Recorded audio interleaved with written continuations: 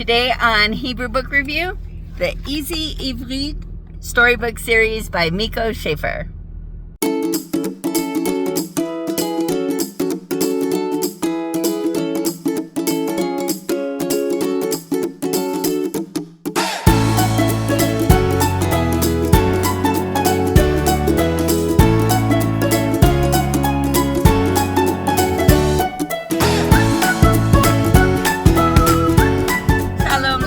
Welcome back to Hebrew Book Review. I'm Shaffier, and today I am talking about a storybook series called Easy Eevreet Storybook Series. It's by Miiko Shaffier. She teaches Hebrew all over online. She has books also that teach Hebrew. I've never actually used any of those, but I found these books on Amazon, I believe, and they are all biblical stories, and they teach a little bit of Hebrew to your young one as they're also learning the Bible stories. So that's what I'm going to talk about today. All right, so each of these books, I have 6 of them here. I'm pretty sure I purchased more of them, but they each one of them talks about a pretty well-known Bible story, and I didn't necessarily expect to use these to teach my son Hebrew. That was a little bit of a pleasant surprise. I purchased them because I wanted him to know the Bible stories a little bit better. So these books are meant for English-speaking children because they are written mostly in English, and then they have a handful of Hebrew words that the students are learning as they go along. So in a way, it's a little bit of a bilingual book, although there's way more English than there is Hebrew. The Hebrew font is pretty easy to read. It's a sans serif font, and it's kind of a medium size, not super huge because it's embedded within a story. But it's definitely easy for any student of any age to be able to read the letters. It's also written in Ktiv Chaser, which is the traditional spelling of the word. So, like in this word ohel, which means tent, in modern Hebrew we would write that with a vav, and in traditional Hebrew we write it's with a cholam chaser, so no vav, and that's how she writes it, with the traditional spelling, which is what anybody would expect for a book that is geared towards children, and especially a book that is teaching Bible stories. On the religiosity scale, this one gets 100. It's definitely, they're all Bible stories, so it is definitely 100% religious. So if you're a secular family, this series is not for you. These are all Bible stories. They're all telling the traditional stories of Judaism.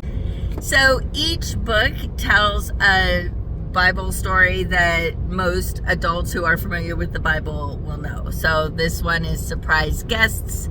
This tells the story of when Abraham and his wife Sarah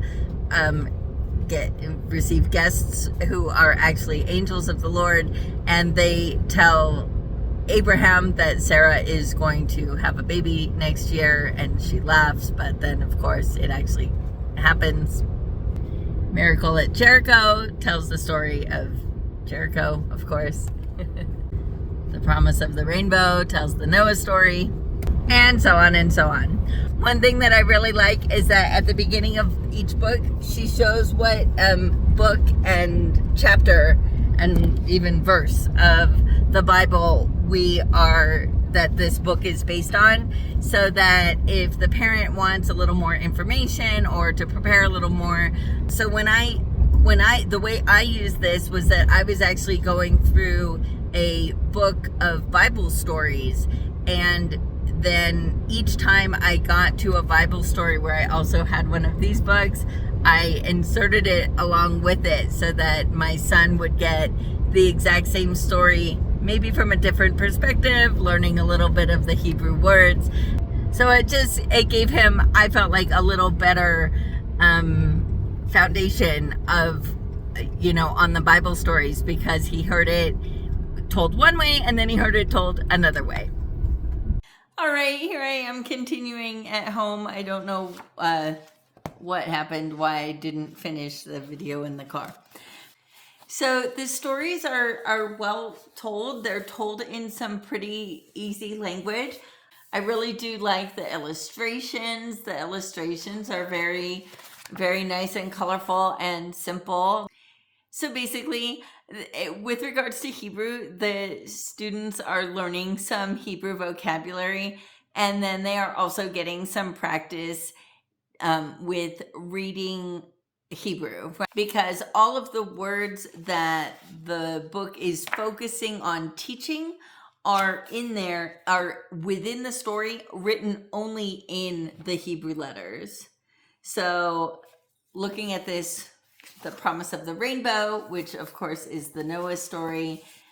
So here is the very first page, and we can see that it starts off with the Hebrew name Noach, which is obviously the Hebrew word for Noah. And then when we get down to the next vocabulary word, we have the word Adam, meaning man, mankind. So each book has about 15 to 20 vocabulary words, and those are the only words that are actually written in the Hebrew alphabet. So if there are other words in the book, and pretty much every book has something like this, where there are other Hebrew words that they're not necessarily, they're either names, or for whatever reason, they're not words that she's focusing on, then they're written in transliteration. And she's got a pretty interesting, unique style of transliteration. I'll talk about that in a minute. But so basically, it's all about vocabulary. There are a few places where she will explain, oh, this is the plural, and so this is what the singular is. But there's really no grammar at all whatsoever. It's just a little bit of vocabulary and reading practice. If your student is just a really little one and they're not actually learning Hebrew yet, or they're just at the very beginning of their journey, then these can be good to get the students a little bit used to these few words. Like I said, 15 to 20 words per book. And they see them often throughout the stories, and they see each vocabulary word a few times throughout the stories, and it gets them also more used to seeing the Hebrew alphabet in action, right, within a word. At the end of each book is a little glossary of the words that are used in the book, and they seem to be color coordinated. Each word has its own color. I don't know if maybe that's helpful. My son already was very good with reading Hebrew by the time we got to these books, so he didn't really need any help with that. But she's got the transliteration and the meaning of the word, in case the parent is not quite sure, can't figure out what the word means, and doesn't know Hebrew themselves. Then, you've got that little help right there. So she apparently uses the exact same system of transliteration for all of her books. And I haven't seen any of her other books, so I don't know. But if that's the case, that's great, because it is very good to be consistent. But she just gave she gives a brief little overview of the system here. I could kind of tell without reading everything that she wrote here already, just kind of by looking at it, what was going on. She does also give a quick little breakdown of how she transliterates each letter and each vowel sound. So even though her system of transliteration is very organized and precise, it's very different from the way anybody else transliterates Hebrew. And it's, in my opinion, a little clunky. This is probably the thing I like the least about these books, is the weirdness of the transliteration.